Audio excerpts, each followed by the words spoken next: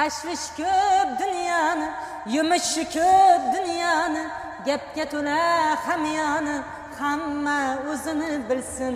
Ana azizlar, hamma o'zini bilsin taronasi bilan xalqimizni ko'nglidan juda ham bir chiroyli joy egallagan ijodkor Nodiraxonim Subhanova bilan bugun biz bitta zo'r e'lon bermoqchimiz. Bundan oldin bitta video tayyorlagandik. Xudo xolasa bir baxtli oilani to'yida Allohning yo'lida bir xizmat qilib, xalqimizni ko'nglini ko'tarib chiqamiz degan bir chiroyli video tayyorlab qo'ygandik va o'sha kun yetib keldi Xudo xolasa. 24-sentyabrga plan qilyapmiz Nodiraxonim. Xudo xolasa bo'laveradi.